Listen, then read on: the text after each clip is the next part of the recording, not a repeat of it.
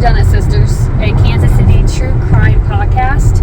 And right now, Heather and I are on the way to meet Jesse Thomas's family. Jesse Thomas was murdered last year on August 1st, and it hasn't been a lot of information put out there yet. And so we're going to see what we can find out. Can you tell us what happened on that day?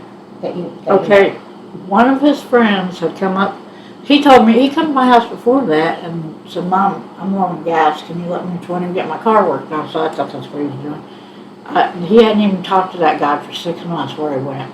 But his friend, he went over to eat dinner with his family, and he said, will you give me a ride down there? What time did he borrow the money? What time did he leave? It was like 10 o'clock, and then or 9. 9 or 10 o'clock, and then he was...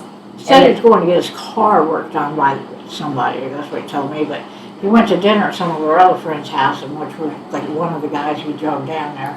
Okay. And I don't think he had planned on going there, but the guy asked him for a ride, and I was like, do anything he asked him. So he went ahead and took him down there, and I guess they were just sitting there for a while, why, I don't know. And then at some point, he and the friend went to the house that he was murdered in. I don't know what time they got there. I know they were still there at 3 o'clock, because that's when my son got killed, supposedly. They said it was around 3.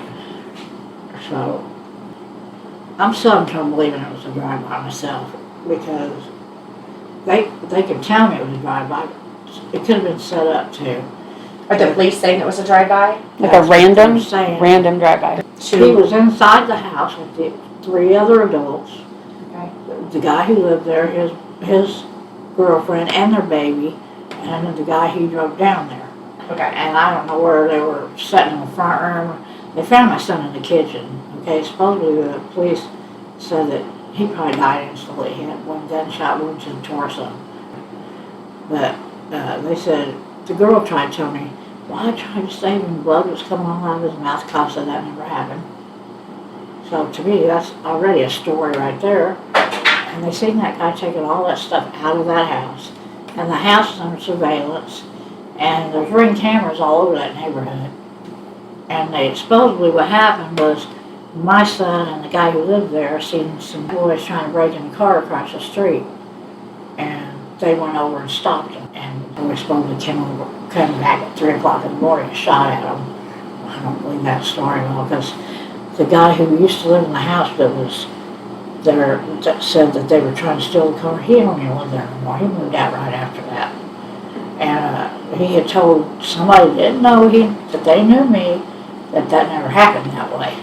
And cops got tipped on that, but that guy's long gone. They don't find him or anything. He's trying, I don't know. But so I'm still having trouble being convinced that it was a drive-by, because I also, you can't believe everything you hear, but I also heard that it happened inside the house on accident.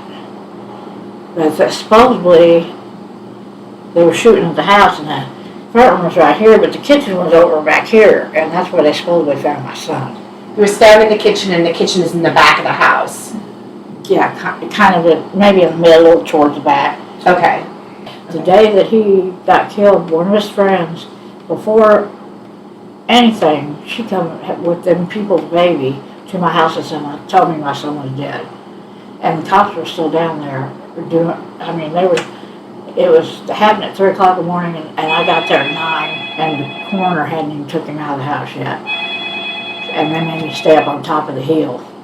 They wouldn't let me go down there. They said, well, we haven't identified. I said, I don't need to identify him. That's his car, and I know it's him. So they identified him after that, but I don't know how. I don't think they automatically called the cops, because they was getting stuff out of their house so they wouldn't get caught with it.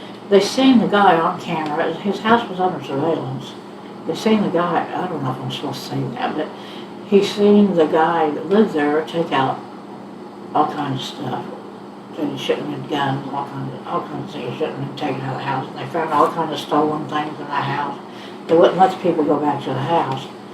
Well, and I may not tell. So you're saying after he got shot, they started just taking stuff out of that house? Yes. Instead of calling? Did they call? They were taking stuff out of the house before.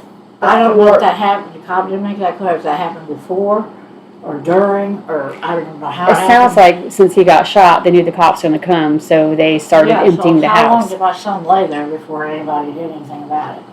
I mean, I don't even know. I mean, it's such a sketchy thing to me, and I can't see why they're having so much trouble with it.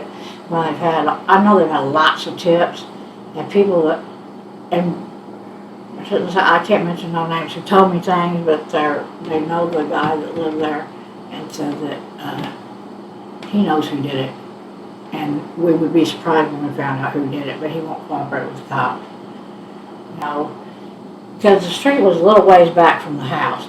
Well, when I got my son's car out of the driveway, the back windshield was blown out, but if you really look close to it, it looked like somebody stand there like this with a gun and blew down into the windshield, because it went down through the bottom of the windshield and into the speaker. I mean, there was just so many funny things that don't line up. So we don't even know how many shooters there were. No, but I've been told there was 2 girls and 2 guys in the car, and it was a white Honda. That's what I was told, and I even got the name. And he's in prison right now in Jackson County, waiting to go on a second-degree murder charge. And then according to the surveillance, they're saying then that the homeowner started taking things out of the house. They seen him doing it on the camera, yeah. Yeah, okay.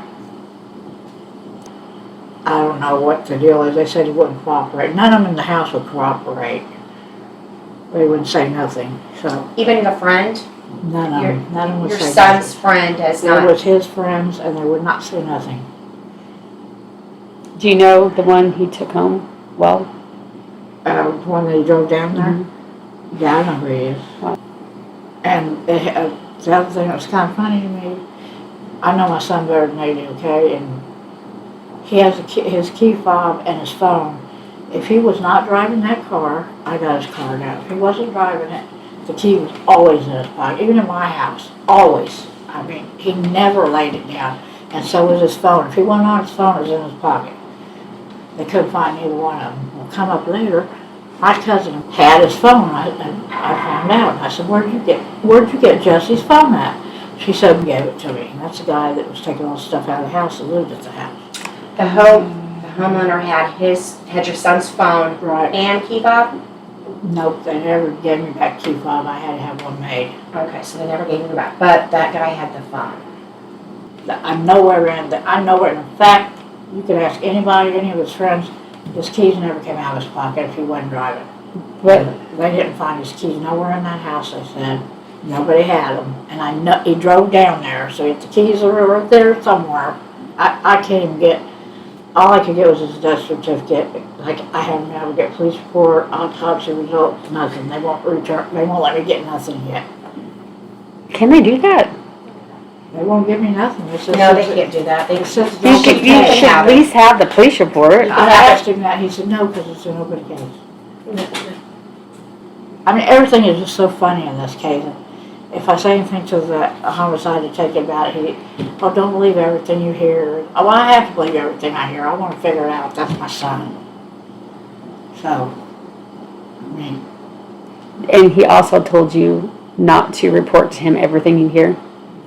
he said, don't believe everything you hear, and you don't have to tell me everything you hear, because a lot of people tell you things. I said, well, yeah, I do have to tell you everything I hear. because that's how you solve things. Yeah, I mean, That one small thing even could if like, it's, I mean, you Don't tell me everything. we're always I mean, everybody, I know he's got a lot of crime, he's got a lot of friends, and he's got a lot of Crime Stopper tips already, I know he has. And he told me, he wouldn't even call me until Corey's network called him. Then, he didn't return my call then, I called him and made sure he had my phone number.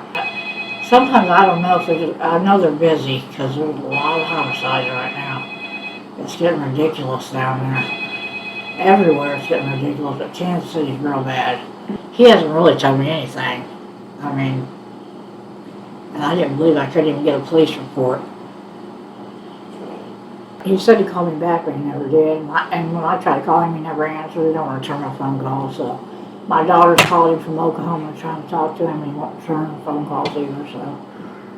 I don't know if I don't want to say that he's not, it's intentional, I don't know, he's just probably too busy, but, I mean, they should at least give the family enough respect to call and let them know what's, maybe if there's a little something going on, you know? right. Right.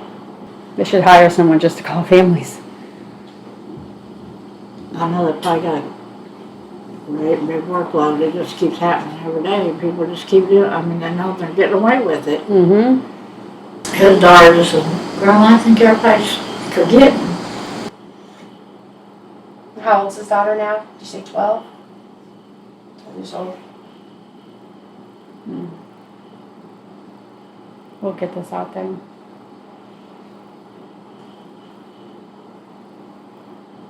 I'm so sorry.